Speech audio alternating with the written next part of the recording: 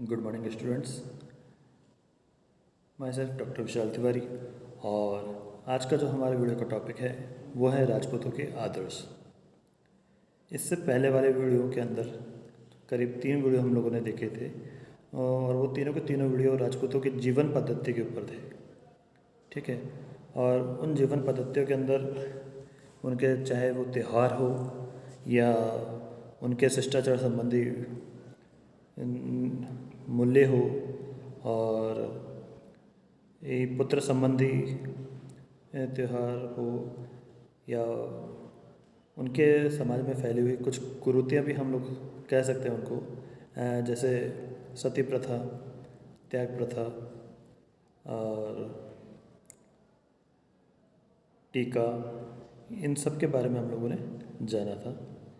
और इसके अलावा जो उनके शिष्टाचार संबंधित आदर्श थे, यानी कि जो सम्मान देना, एक दूसरे को किस तरह से व्यवहार करते थे, वो सब कुछ हम लोगों ने उनकी यानी किस और रहन सहन किस तरीके से था, वो सारी चीज़ हम लोगों ने उस वीडियो में देखा था। अब हम देखेंगे राजपूतों के आदर्श, क्योंकि राजपूत लोग अपने आदर्शों के लिए पूरे विश्व के अंदर प्रसिद्ध हैं।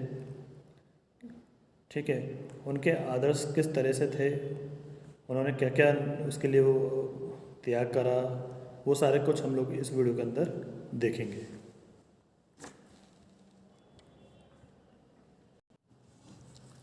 ठीक है, तो हम लोग अब देखते हैं राजपूतों के आदर्श। इसमें सबसे पहला अगर हम बात करें तो जिसमें वो जो है महिला वर्ग का सम्मान करना, माता पिता का सम्मान करना, चारण जाति का सम्मान और ब्राह्मणों का सम्मान है। वैसे तो राजपूतों के सांस्कृतिक आदर्श अन्य हिंदुओं से भिन्न नहीं थे, फिर भी कुछ आदर्श ऐसे थे जो राजपूतों में ही सामान्यतः मान्य थे तथा उन आदर्शों का पालन राजपूती परंपराओं के उत्कृष्ट कर्तव्य समझे जाते थे। राजपूत जाति के इन उत्कृष्ट आदर्शों में और जीवन मूल्यों से ही राजस्थान का इतिहास गौरवमय है। और अब हम लोग इसमें देखते हैं पहला, महिला वर्ग का सम्मान। वैसे तो सभी सभ्य जातियों में महिला वर्ग के प्रति आदर भाव रहा है, लेकिन राजपूतों में महिला वर्ग के प्रति सम्मान और उनके शील सतीत्व की रक्षा को एक प्रमुख आदर्श के रूप में प्रतिष्ठा दी गई थी। आचरण का यह नियम केवल अपने पक्ष की महिलाओं के प्रति ही नहीं, बल्कि शत्रु पक्ष की महिलाओं के प्रति भी उतनी ही कठोरता से पालन किए जाते थे।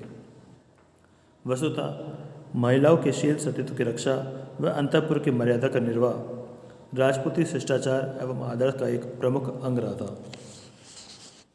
महिलाओं के प्रति आदर भाव व्यक्त करने के राजपूत घरानों की अपनी निजी पार्टी और वीरियाँ थी, जो उनके उच्च आदर्शों का ज्ञापन करती है। यहाँ राजपूत समाज में प्रचलित प्रदा प्रथा तथा सती प्रथा के संदर्भ में उपयुक्त धारणा अंतर विरोधपूर्ण प्रतीत हो सकती है, परंतु जिन तात्कालिक परिस्थितियों में उनका प्रचलन हुआ, उन परिस्थितियों के संदर्भ में इन प्रथाओं का औचित्य प्रमाणित हो जाता है।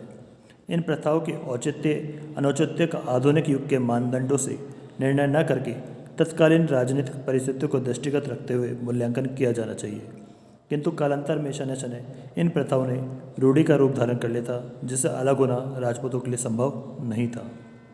अब है माता पिता का सम्मान के प्रति सम्मान। माता पिता के प्रति सम्मान भी राजपूती आदर्श का एक प्रमुख अंग था। वैसे तो माता पिता के प्रति आदर भाव तो सार्वभौमिक आदर्श है, परंतु राजपूत घरानों में इसके निर्वाह के जो उदाहरण देखने को मिलते हैं वे सर्वथा अनूठे हैं। माता पिता की भावनाओं का सम्मान करने हेतु बड़े से बड़ा त्याग को तुच्छ समझा जाता था। मेवाड़ के महाराणा लाखा के ज्येष्ठ पुत्र चुंडा ने अपने पिता की भावनाओं का आदर करते हुए तथा मात्र उनकी इच्छा पूर्ति के लिए ज्येष्ठ होते हुए भी अपने भावी अनुज महाराणा मुकुल के पक्ष में अपने राज्याधिकार का त्याग कर दिया था। जोधपुर के राव जोधा के पुत्र बीका तथा जोधपुर के ही महाराजा गज सिंह के पुत्र अमर सिंह राठौड़ ने भी राज्याधिकार के त्याग कर ऐसा ही उदाहरण प्रस्तुत किया था। इन उदाहरणों से स्पष्ट है कि माता पिता की भावनाओं का आदर करना तथा उनके लिए सर्वस्व न्यौछावर कर देना राजपूतों का प्रमुख आदर्श रहा था। यद्यपि राजस्थान के इतिहास में ऐसे उदाहरण भी मिल जाते हैं जबकि राजगद्दी के लोभ के वशीभूत होकर पुत्र ने पिता को मरवा डाला, किंतु ऐसे उदाहरण अपवाद स्वरूप ही हैं। पितृभक्ति के परंपरागत आदर्श के विरुद्ध किए गए उनके इस कुकृत्य के कारण वे समाज में घोर अपयश के ही भागी बने तथा चारणों कवियों ने उनके कठोरतम शब्दों में भर्त्सना की है। अपने पिता के बैर का बदला लेना भी पितृभक्ति का ही अंग था और यह राजपूती चरित्र का अनिवार्य गुण था। इस आदर्श का निर्वाह न करने वाले को समाज के अंदर कपूत की संज्ञा दी गई थी।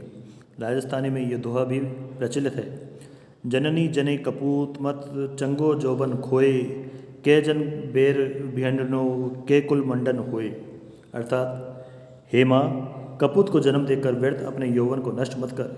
यदि पुत्र को जन्म दो तो ऐसा कि जो या तो अपने पिता के बैर का बदला ले ले या फिर ऐसा गुणवान हो कि कुल का मंडन करे, अर्थात कुल की कीर्ति को बढ़ाए। यहाँ तक कि दत्तक पुत्र भी अपने गोद लेने वाले पिता के प्रति अपने कर्तव्य का पालन करता हुआ अपने प्राणों की आहुति तक दे देता था। अब है चारण जाति का सम्मान। चारण वर्ग का सम्मान करना प्रत्येक क्षत्रिय का पवित्र कर्तव्य माना गया था। यद्यपि चतुर्वर्गों में ब्राह्मणों का स्थान सर्वोपरि था, फिर भी चारणों के महत्व की आधारभूत प्रेरणा सांस्कृतिक थी और सांस्कृतिक आदर्श की पवित्रता किसी भी धार्मिक आदर्श से कम नहीं थी। ब्राह्मणों की महत्ता का आधार धार्मिक था।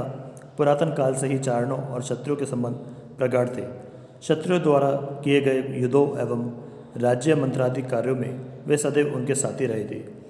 इन दोनों के परस्पर साहचर्य एवं भ्रातृत्व की पवित्रता का अनुमान इसी से लगाया जा सकता है कि इनमें परस्पर वैवाहिक संबंध सर्वथा वर्जित था, क्योंकि चारणों के लिए क्षत्रिय कन्या तथा क्षत्रियों के लिए चारण कन्या अपनी सगी बहन से भी बढ़कर मानी जाती थी। चारण क्षत्रियों के इस अनन्य संबंध के कारण ही क्षत्रिय शासकों एवं सामंतों ने संकट के समय उनकी शरण ग्रहण करने में संकोच नहीं किया। चारणों ने भी इस विश्वास का स्तुत्य निर्वाह किया। इतना ही नहीं, युद्धों में कई बार शासकों को अलग घर बार छोड़ने के लिए विवश होना पड़ता था, तब वे अपने परिवार की स्त्रियों को चारणों के संरक्षण में रखना ही उचित समझते थे। चारणों के संरक्षण में राजपूत महिलाओं की इज्जत सर्वथा सुरक्षित रहती थी। मध्ययुगीन सामंत व्यवस्था में ब्राह्मणों का दर्जा चारणों की अपेक्षा कुछ फीका दिखाई देता है।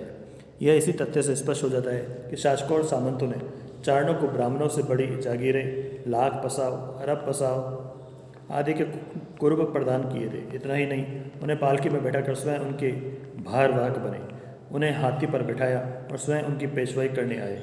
इतना ही नहीं, बूंदी के पराक्रमी शासक राव शत्रुसाल ने तो महारिया शाखा के चारण देवा को अपने हाथों से जूते तक पहनाए। इससे बढ़कर चारणों के प्रति आदर भाव क्या हो सकता है। अतः चारणों के प्रति सम्मान का भाव रखना, उनकी किसी मांग को अनुल्लंघनीय समझना तथा अपने प्राण झोंक कर उनकी रक्षा करना प्रत्येक मध्ययुगीन क्षत्रिय का आदर्श था। राजस्थान के चारण कवि शासकों या सामंतों के सिर्फ प्रशंसक या चाटुकार ही नहीं थे, बल्कि नरेश की अनीति एवं अत्याचार के लिए निर्भीक भाव से अपनी हानि लाभ की परवाह किए बिना उनके मुंह पर ही प्रताड़ित कर देते थे। यद्यपि चारणों ने अपने आश्रयदाता की प्रशंसा में काव्य रचना की थी, जो अतिशयोक्तिपूर्ण भी है, लेकिन उन्होंने अपने आश्रयदाता के अवगुणों का स्पष्टता से उल्लेख किया है। अब है ब्राह्मणों का सम्मान। भारतीय संस्कृति की चतुर्वर्ण व्यवस्था में ब्राह्मणों का स्थान सर्वोपरि था। अन्य वर्णों की अपेक्षा ब्राह्मणों की उच्चता का कारण यह था कि हिंदू धर्म के आधारभूत ग्रंथ वेदों का अध्यापन एवं यज्ञादिक कार्य कराना उन्हीं का विशेषाधिकार था। फलस्वरूप हमारे धर्माचार्यों ने इस ज्ञान संपदा के रक्षक तथा धार्मिक परंपराओं के वाहक ब्राह्मणों की रक्षा करने एवं उनका प्रतिपालन करने का पुनित धार्मिक कर्तव्य क्षत्रियों को सौंप दिया था। क्षत्रियों ने भी पूर्णतः निरंकुश राजसत्ता का उपभोग करने के बावजूद अपने इस दायित्व का निष्ठापूर्वक निर्वाह किया था। क्षत्रियों को पालक या रक्षक जैसे शब्दों से इसीलिए अभिहित नहीं किया गया था कि राजा का पद उच्च था, बल्कि हमारे धर्म ग्रंथों में आदर्श क्षत्रियों के गुणों का उल्लेख करते हुए उनका यह पुनित कर्तव्य बताया गया है। ब्राह्मण जन्म से ही सबका गुरु होने से उसका स्थान सर्वोच्च माना गया था। क्षत्रिय का कोई भी धार्मिक अनुष्ठान उसके पुरोहित द्वारा ही संपन्न किया जाता था। बदले में उसे प्रभुत्व मात्रा में धनराशि और जागीर दी जाती थी। राजा या सामंत द्वारा ब्राह्मणों और चारणों को जो भूमि दी जाती थी उसे उदक कहा जाता था। उदक में दी गई भूमि को दाता या उसके वंशज या अन्य किसी व्यक्ति द्वारा वापस लेना महापाप समझा जाता था। प्राय राजस्थान की प्रत्येक रियासत में तथा जागीरी ठिकानों में उदक में जमीनें दी गई थी। राजगुरुओं और राजपंडितों को राजा द्वारा सर्वोच्च पद एवं सम्मान प्रदान किया जाता था। राजा स्वयं अपने राज सिंहासन से उठकर उनकी अगवानी करता था। हिंदू धर्म ग्रंथों में ब्राह्मण को अदंडनीय माना गया है तथा उसे प्राणदंड नहीं दिया जा सकता था। ब्राह्मण के अनैतिकता के अपराध के लिए अर्थदंड दे दिया जाता था तथा घोर अपराध करने पर अधिक से अधिक देश निकाला दे दिया जाता था, क्योंकि ब्राह्मणों को प्राणदंड देने से ब्रह्म हत्या का पाप माना जाता था। लेकिन संगीत अपराध करने पर उन्हें मृत्युदंड देने के कुछ एक उदाहरण भी देखने में आते हैं, जो केवल अपवाद स्वरूप ही हैं। वैसे जोधपुर के राजा मानसिंह ने श्री कृष्ण जोशी पर कुपित होकर उसे विष का प्याला पिलवाकर मरवा डाला था। बदले में जोशी श्री कृष्ण ने महाराज मानसिंह को दुर्वचन कहते हुए शाप दे दिया था। इस प्रकार क्षत्रियों द्वारा ब्राह्मणों को विशेष आदर सम्मान देने की परंपरा रही है और यह प्रत्येक क्षत्रिय का आदर्श कर्तव्य भी माना गया था। अब है राजपूतों के जीवन मूल्य। प्रत्येक देश अथवा जाति की एक विशिष्ट संस्कृति होती है जिसकी पहचान उसके द्वारा अपनाए जाने वाले आदर्शों और जीवन मूल्यों से होती है। राजस्थान तो सदैव शौर्य और वीरता की रंगभूमि रही है। यहाँ के मात्र पुरुष ही नहीं बल्कि यहाँ की वीरांगनाओं ने भी धधकती हुई ज्वाला में अपने प्राणों की आहुतियाँ देकर उच्चतम जीवन मूल्यों की प्रेरणा दी है। राजस्थान की राजतंत्रात्मक शासन प्रणाली में इन जीवन मूल्यों को सर्वोपरि महत्व दिया गया है।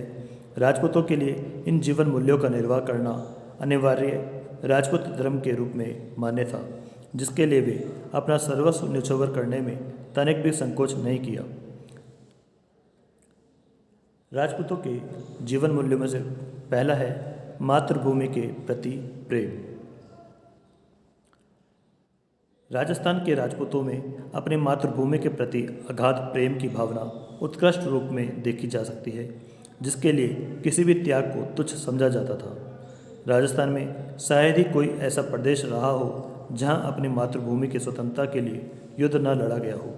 अपनी मातृभूमि के लिए पद पद पर हुए अनगिनत युद्ध वीर रस से परिपूर्ण गीतों के सृजन की प्रेरणा रहे हैं। महाकवि सूर्यमल मिश्र लिखते हैं, इला न देनी आपनी हालरिए हुलराए, पुत सिखावे पालने मरण बढ़ाई माए। अर्थात अपनी भूमि को कदापि दूसरों के हस्तगत नहीं होने देना है। यह बात वीर माता अपने पुत्र को पालने में जुड़ाते हुए ही सिखाकर मरण का महत्व बता देती है। राजस्थान का समूचा वीरता परक साहित्य अपनी मातृभूमि के प्रति प्रेम की भावनाओं से भरा पड़ा है। अपनी मृत्यु के क्षणों में भी अपनी मातृभूमि को रक्त से सिंचित करने की राजपूतों में उत्कंठ आकांक्षा रहती थी। अब है स्वामी भक्ति की भावना। मातृभूमि के प्रति प्रेम के बाद राजपूतों में स्वामी भक्ति की भावना को सर्वाधिक महत्व दिया गया था। मध्ययुगीन राजस्थान में राजतंत्रात्मक शासन प्रणाली में राजा का पद सर्वोच्च होता था और राज्य का अस्तित्व भी राजा के साथ जुड़ा हुआ था। अतः राज्य का अस्तित्व बनाए रखने के लिए सामंतों एवं प्रजाजनों के लिए आवश्यक था कि वे अपने राजा का साथ दें, क्योंकि राजा के पतन के साथ ही राज्य का पतन भी अवश्यंभावित था। संघर्षों के उस युग में राजा के संरक्षण में ही सामंत और प्रजा अपने आप को सुरक्षित समझती थी।